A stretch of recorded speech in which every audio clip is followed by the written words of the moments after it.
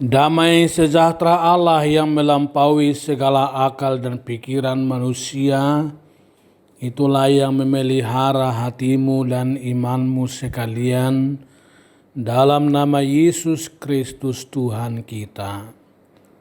Amin. Selamat Pentakosta bagi saudara-saudaraku yang kekasih dalam nama Yesus Kristus Tuhan kita. Firman Tuhan pada Minggu Pentakosta kedua 1 Juni 2020 tertulis dalam 1 Korintus pasal 2 ayat 1 sampai ayat 5. Marilah kita dengarkan bersama-sama. Demikianlah pula, ketika aku datang kepadamu saudara-saudara, aku tidak datang dengan kata-kata yang indah atau dengan hikmat untuk menyampaikan kesaksian Allah kepada kamu. Sebab aku telah memutuskan untuk tidak mengetahui apa-apa di antara kamu selain Yesus Kristus, yaitu Dia yang disalibkan. Aku juga telah datang kepadamu dalam kelemahan dan dengan sangat takut dan gentar. Baik perkataanku maupun pemberitaanku tidak kusampaikan dengan kata-kata hikmat yang meyakinkan, tetapi dengan keyakinan akan kekuatan roh, supaya iman kamu jangan bergantung pada hikmat manusia, tetapi pada kekuatan Allah. Saudaraku yang kekasih, pada Minggu Pentakosta yang pertama, kita telah mendengar dan mengaminkan seruan firman Tuhan bahwa Roh Kudus membentuk dan memperbaharui kita beserta segenap ciptaannya. Roh Kudus juga mengingatkan dan mengajarkan akan kehendak Tuhan untuk kita terus kerjakan. Dan Roh Kudus menuntun kita ke tempat perhentian yang menyejahterakan dan penuh sukacita. Pada Minggu Pentakosta yang kedua ini, kita diserukan agar kita hidup oleh kuasa Roh Kudus.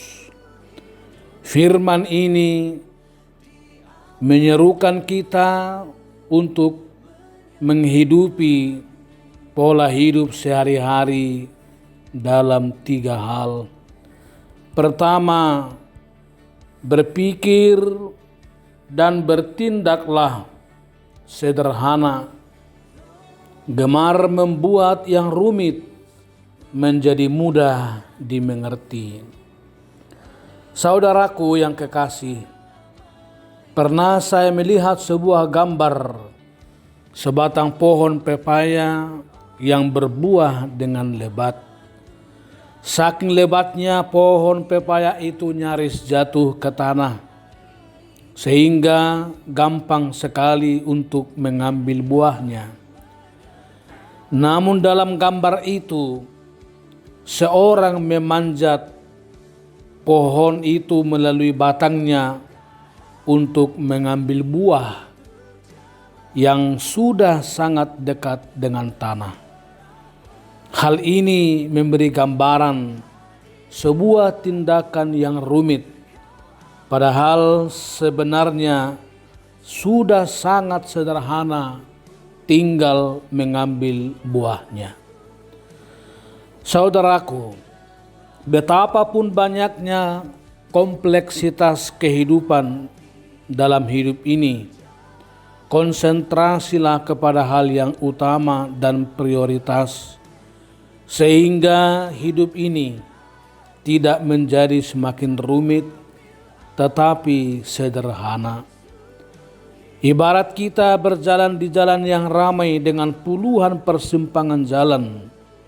Bila tujuan kita jelas, maka sebanyak apapun persimpangan yang ada, semua itu tidak akan membingungkan kita.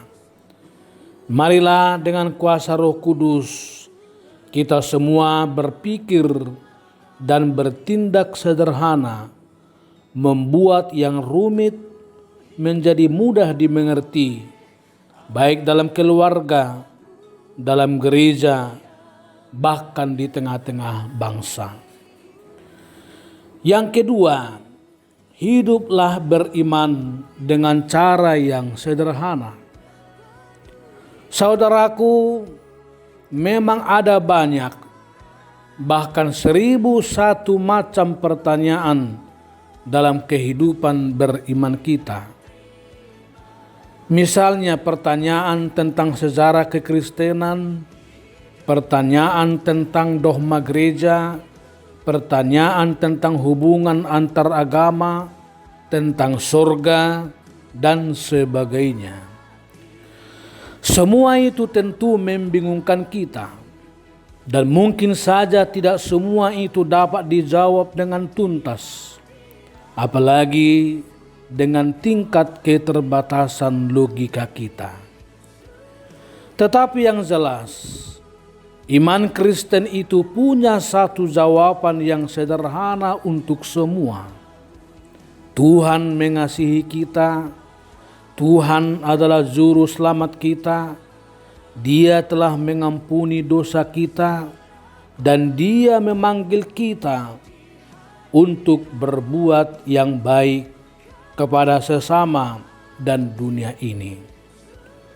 Roh Kudus membuat hidup beriman kita menjadi simpel dan sederhana.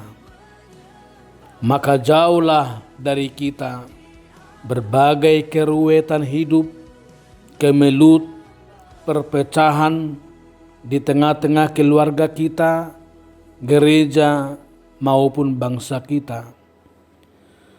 Tetapi marilah kita tidak mengulang-ulang pengelompokan-pengelompokan yang ruwet seperti yang terjadi dalam jemaat Korintus.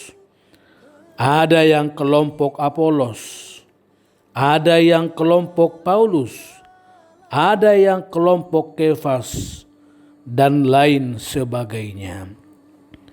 Dalam teks hari ini, Paulus dalam 1 Korintus 2 ayat 2 mengatakan, "Aku telah memutuskan untuk tidak mengetahui di antara kamu selain Yesus Kristus yang telah disalibkan itu." Hiduplah beriman dengan cara yang sederhana. Yang ketiga, dengan kuat kuasa Roh Kudus, marilah kita memberitakan Kristus atau tugas pekabaran Injil, bukan dengan kata-kata hikmat yang meyakinkan, melainkan dengan kekuatan Roh. Janganlah bergantung, apalagi mengandalkan hikmat manusia, seberapapun tingginya ilmu dan pengetahuanmu, meskipun semua itu sangat penting. Dalam ayat 4 Paulus mengatakan, "Baik perkataanku maupun pemberitaanku tidak kusampaikan dengan kata-kata hikmat yang meyakinkan, tetapi dengan kekuatan Roh Allah."